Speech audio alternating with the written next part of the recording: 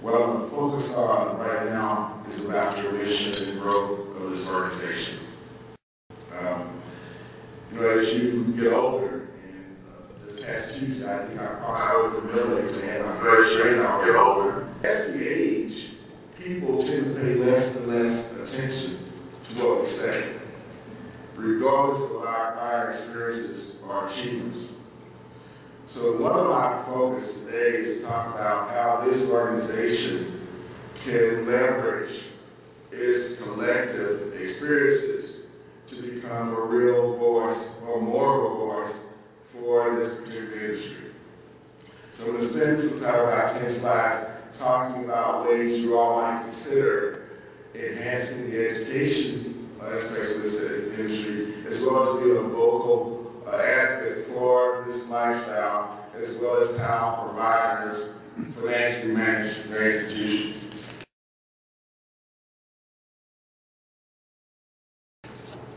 Just so you know, I have a firm of 11 folks. There are pictures, 6 of us here. We're actuaries and accountants. We've been in this business for over 33 years.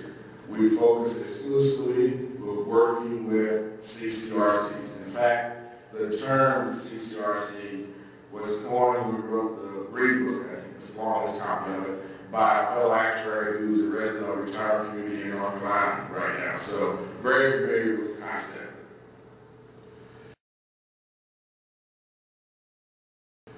All right, let me just talk a little bit about mission and how things might be focused there. Feel free as I'm talking to ask questions, but I don't have about 10 slides, so we might hold some until the end. My assumption is that one of your primary goals is to increase membership. Is that a fair assumption? Yes, sir. Amen. Okay. Also, everybody has one of these. Okay. And by the way, how many members do you have nationwide right now? 964. 964. I think CCRC's probably served 400,000 residents nationwide, so there's a great potential market out there. And one of the keys is trying to find out why someone would want to join it all once they move into CCRC. And that's what we have to really look for. Where's the value? What is the edge in joining someone? And I will share with you some ideas that I have that may be offered to you. Once you achieve this critical mass of membership, then I think you have a great deal of leverage in influencing providers in their practices and policies. Obviously, you don't want them to do bad things, but you want to make sure that your organizations are solvent, that there's disclosure, that there's fairness, etc. I was listening to, I guess, Meet the Press today, and they were talking about Ryan, and one of the senators, not Ryan, Senator Rubio said, well, he's 55 now. His Medicare may be different from his mother's Medicare. Where's the reason for that? Same thing with Social Security. There's a concept used in pension plans known as actuarial funding. What it does is allow each generation of pensioners to be on a self-supporting basis, in essence. In your industry, many providers think that because they have good cash flows, after collecting 30% of their money up front, they're in great shape. They're not concerned about managing liabilities and so forth. So in those facilities, there's a potential that today's CCRC residents may not be able to benefit, may need more benefits than future CCRC residents. And in your case, you want to make sure that there are adequate reserves being accumulated so that when and if you need them, they're there for you. And unfortunately, not many organizations in this industry adopt the kind of sound principles to make that happen. My point is, by increasing your membership and getting that critical mass, you'll be able to demand or request. Demand is too strong a word, but strongly encourage them through your pocketbooks. I said, we're not going to move into a CCRC that's not financially sound or one that can't prove that it's financially sound. And that's what's going to change the practices of providers. Let me just talk at least about your stakeholders. Obviously, this is the Association for Residents. But I think your real stakeholders, obviously the core of residents, are those pre-residents and those children of people living within, as well as financial planners. Those three groups have the most impact in influencing new residents. So what thought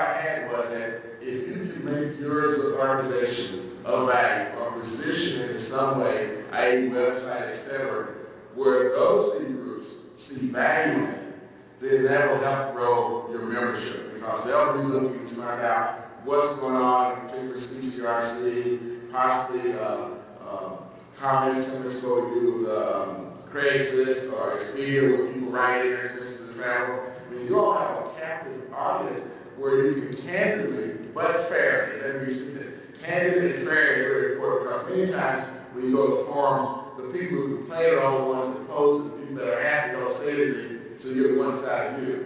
But I really think that as your membership increases, and it's sort of a chicken and egg sort of idea, that if you have a vehicle where folks can go in and say for a particular state, I'm interested in my mom moving to the CCRC. Let's find out firsthand what other residents of that CCRC think about living there. Let's find out firsthand how does this community stack up financially to other communities in simple layman's terms. This is an area that's not been explored yet by others. There are some providers and state agencies out there that can get information, but this is a unique opportunity I see for you all because it will be completely resident-sponsored, so your opinions should be fairly unbiased. I mean, it's to your advantage that people move into your community. It's also to your advantage to explain honestly how you feel about the community. And I know many of you have been approached probably by the marketing folks in your community say, will you give us testimonials or not, and so forth. So you all are the best marketers for this community, but also often the providers listen to you very little when it comes to other matters. Is that a fair statement? And so the key is by getting a large critical mass, increasing your membership where people are driven to the side of one of the members because they get value, then your voice collectively can be heard both industry-wide as well as within your individual communities. Now again, I'm not suggesting that you go in and say, well look, let's underprice everything, let's have free members. No, this is still a business that needs to be run on a sound basis. But at the same token, there are certain ideas and concepts that you all bring to the table that should be heard and considered and not just dismissed out of hand because you're now a resident of the community and your valuable business experiences and life experiences really don't mean as much. And I'm not having words in any provider's mouth. I'm just saying that tends to be what happens as a gauge and so forth.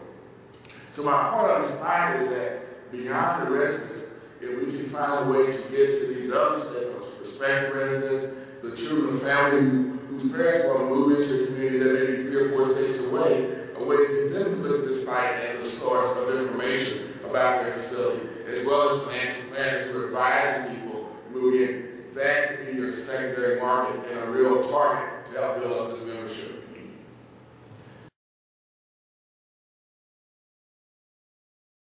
Let me just tell you a little bit about my bias and so forth. I consider myself a student life here. I started, I earned my PhD at the Bar School and wrote a book in that regard. I am an actuary, so we do a lot of financial analysis for CCRCs, and that's really our focus. My mother lives about 3 hours away. She became a widow 3 years ago. She's 80 years old. We're very lucky in that she lives by herself, is ambulatory. She has a lot of her school teacher friends still around.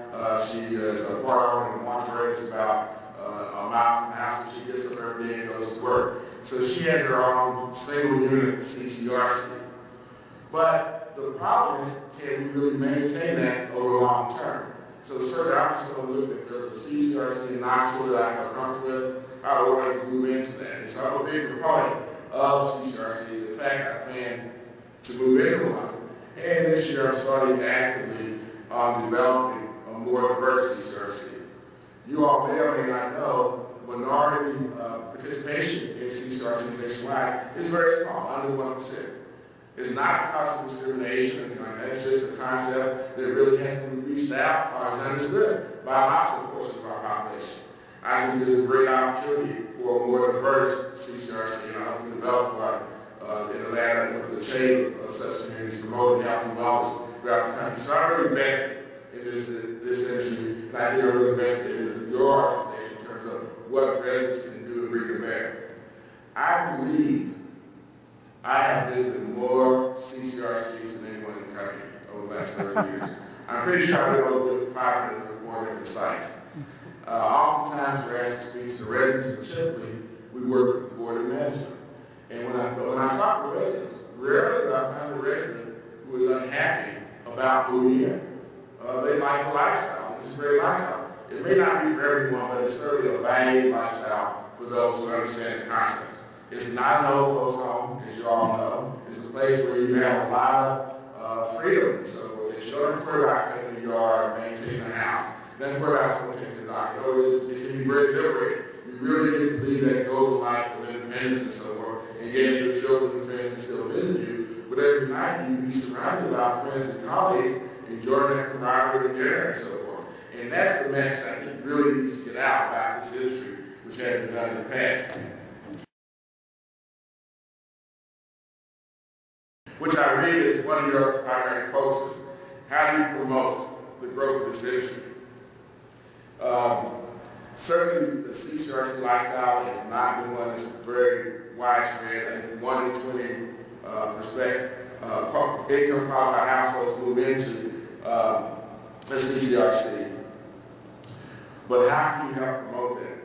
Certainly first-hand accounts of experiences of living in CCRC will be helpful. Possibly a blog of residents and their happiness with the facilities. I know individual sites do this, but collectively say that, well, you know, this is a great concept. It may not be for everyone, but think about it. If you serve 400,000 households nationwide, that's less than 0.5% of the income qualified households in the country.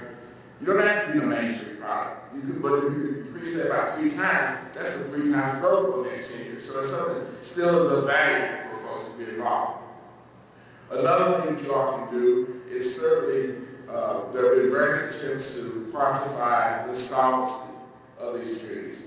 I'm not going to go into details right now, but the accounting statements don't really capture it. A few states have regulation. The Continuing Care Accreditation Commission attempts to sort of quantify that, but no one really does a good job with it. And I'm not suggesting that we need financial regulation or that kind of thing, but you all can create your own rating vehicle measure and begin rating facilities. Obviously, there's some legal issues involved, but there's nothing stopping that, so that by doing that from a resident viewpoint, there's a lot of credibility, so folks will come and say, what about such and such CCRC? How does it compare relative to other facilities within the state? I mean, these areas of new informative information that no one else is tackling, and I think that you all can do in an unbiased manner. I mean, it's not going to be a perfect solution, but it's something that gives value to your website and what your organization will do. And certainly, by promoting the growth of the industry, providing not like ratings, but hopefully there'll be incentive to do better than ratings, providers have to begin to favor this organization because, again, you're helping them fill up by saying, this is a sound concept, it's a great concept, and providing testimonials, et cetera, as to why people should move in.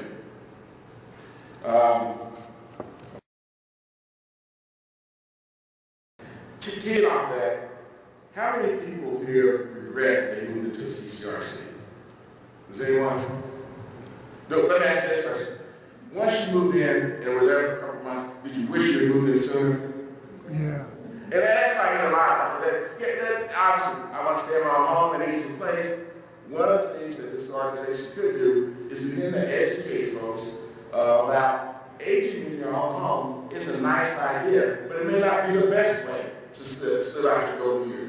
Typically, you're isolated, your kids are further away, you can't get out as much and so forth, as opposed to moving into a retirement community, not giving up their freedoms, but having that communal spirit and so forth. So we need to find ways to promote this good life and getting people to overcome the idea of moving out of our homes. Again, it doesn't have to be a product for everyone, but since you serve such a small part of the age income qualified group over, say, 75, you can have tremendous growth by getting people to really understand what's going on. So by taking the leadership and promoting the concept, which I don't really see it being done at a leading age, I don't know if it's been done historically there, and the CAR, I'm not knocking those institutions, they have a different mission, but certainly you all can promote that, and that's going to give you leverage, because if you're all promoting it, those folks are more likely to become members of your organization when they move in, and that gives you a bigger base and a bigger voice overall in terms of influencing things. And certainly issues about the upfront fees and how different products are designed. Many of the financial accounts we've had recently have dealt with these refundable entry fees, which there are pros and cons to, but certainly with y'all's influence and your understanding of financial wherewithal, you might be able to influence certain product designs and key elements of regulation.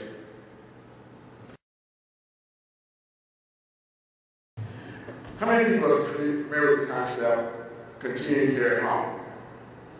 A few. And that's being touted now. Well, wait a minute, 90% of the folks out there are at home who have the need for these continuing care, long-term care services, that's offered to them.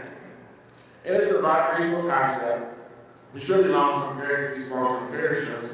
But the one fear I have on that concept, and I wrote an article about it recently, is that insurance companies sell thousands of policies and have millions, if not billions of dollars of reserves.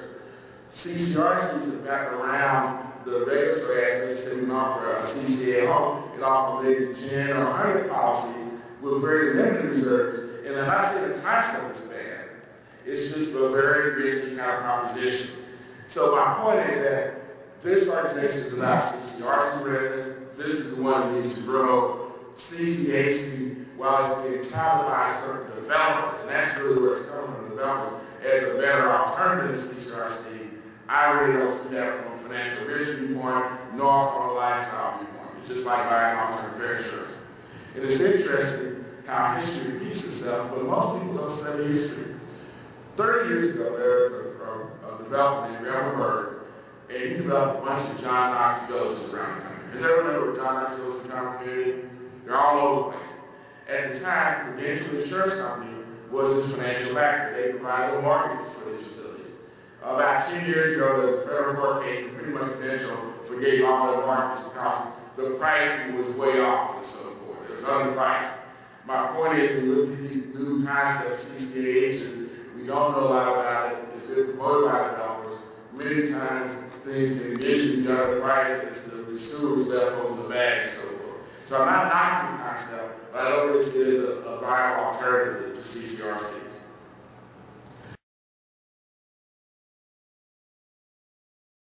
We mentioned about your website, and this is the area where I really think you all can add some value by, one, promoting the concept and getting people to come to the website to learn about the CCRC lifestyle. If they're interested in moving to the community of Gilbert State, to learn about this community and how it fares financially compared to others. Not a detailed analysis, they need to do their own. And we have some ideas of a simplified financial analysis that you sort of really compare communities among themselves.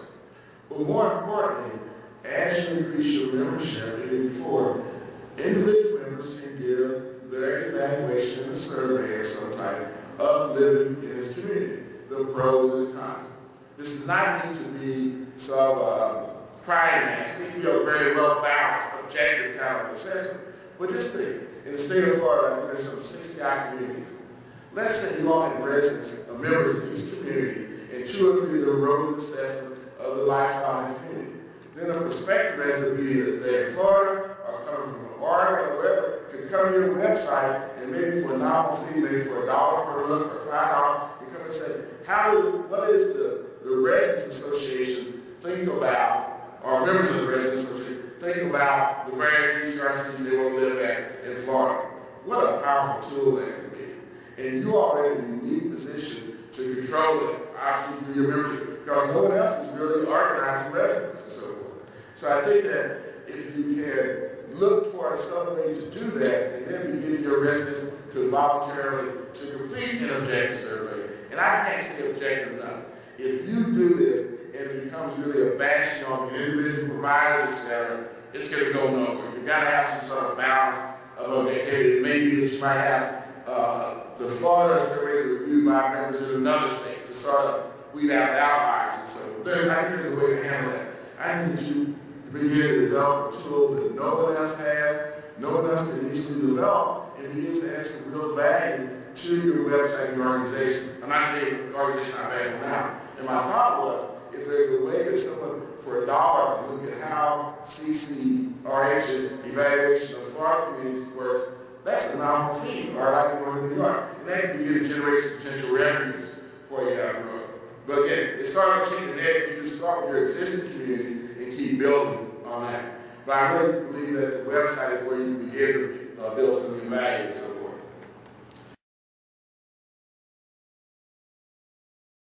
Obviously, and I've said this before, by you all, with the credibility of this organization, the concerns about solvency. Providers inherently are going to take the easy way out for solvency. It's a very complex model. It's typically cash flow rich, but it's like our pension plans of Social Security. You can run well on cash flows, but you really don't manage liabilities. So it's important for your organization to really understand the liability management, as many of our clients. In fact, we work with 25% of the communities across the country in terms of saying we won't get our liability management and let's go through the process of evaluating our reserves. And you just don't get there from your financial statements. By taking that approach and promoting it, it's going to help the industry overall. And again, we do have some suggestions about how you might rate communities in terms of their relative risk management, and that can be a useful tool in comparing. So it's not saying one community is better than another. It's basically saying, here's a range of risk. Do you fall below the median or above the median? And provide that information to folks so they can make an informed decision.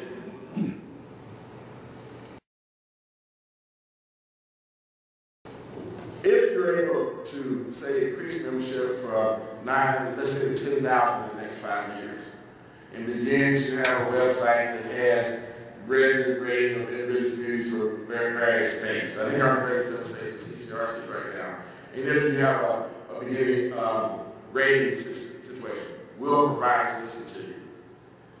I would say that in our consulting business, more than 10% of our clients ask us regularly to speak before their residents about their actuarial position, and it's on a voluntary basis. Many of them summarize our reports in their annual meeting. So the conscientious provider is not afraid of the sound actuarial position. I think that if your marketing assessment of communities, lifestyle, etc., is fair and nice, providers can support that, because they're looking for an edge if you move in. You're doing things that's going to help promote this industry. They may not like it the first time, I'm just guessing, so, but as you show the value and show a fairness in how you approach things, they have to like it, because you're in essence helping them and so forth. But the first step is what you have to take on your own. You may need some resistance, but the key issue is that do you believe this is a positive impact for current and future residents in building this networking base and so forth with information so people can make informed decisions. I'm amazed when I use Hotwire. One of the things I always read when I'm looking at a hotel, I read Hotwire 4-star ratings, and I start looking at the individual ratings. Now, it's a little bit unfiltered, so I kind of discount them and so forth. But still, that's an important consideration. You're not the final decision maker, and you make a decision. For a CCRC, where someone's committing to live the rest of their life there, getting these kind of evaluations and a survey of how residents feel about living there is very important and very reassuring. Getting a sense of financial withdrawal is very important and reassuring. And I think you all can really take a role in that no one else has taken and no one else is in a position to compete with you in. So what are the next steps? Basically, I think you have unlimited potential. There is a lot of work. One of the things that may be done already, have you done an internal survey of why your members signed up? Maybe knowing the top 5 reasons why people join NACA to begin with, let them begin to position what you can leverage on or what you should explore in terms of increasing membership. Then certainly looking at ways through your website to provide sort of a rating of lifestyle and financial conditions. You may just take one state. Maybe you have enough members in Florida or one of the bigger states or California to do that, and do that as a sort of pilot sort of situation and see how that see how it hits you and see if that increases your membership. But it is a slow, deliberate process that begins with you all redefining what or refining what your objectives are and what techniques we believe will be in our best advantage of increasing our membership.